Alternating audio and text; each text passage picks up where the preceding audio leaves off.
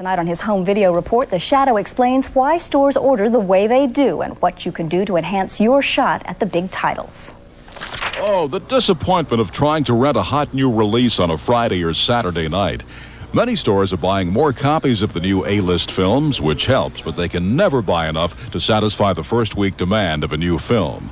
Another issue is, are stores cutting back on buying B titles and specialty films so they can afford more copies of the hits? Well, I think that's all tied in together. As people come in and ask for the Untouchables, there's so much of a demand for that some stores are cutting back. And as you see, there's been ads on TVs.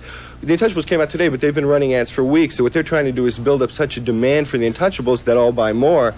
And most stores work on a budget. So if I'm going to buy more of one title, that means I'm going to have to buy less of another. How many copies of the A titles, of the average A title movie, do you have?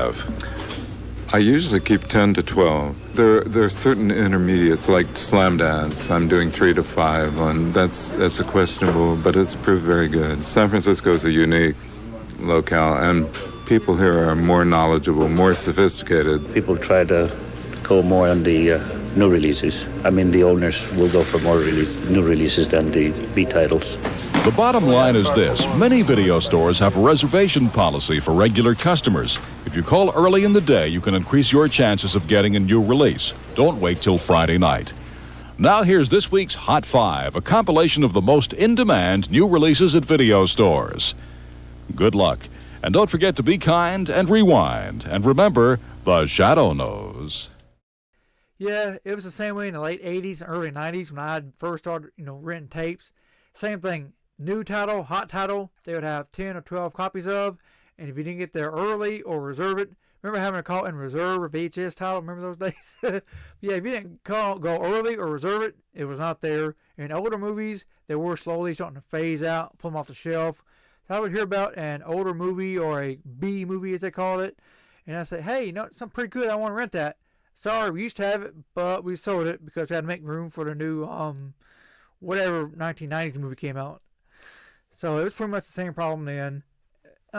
As things went on, it got a little bit better. Stores would have 20 copies of something. But even then, you had to kind of reserve it, kind of get early. And I can also remember having to rent a VCR. Because they were like $300 in the store. So you could rent one for like $20 for the weekend.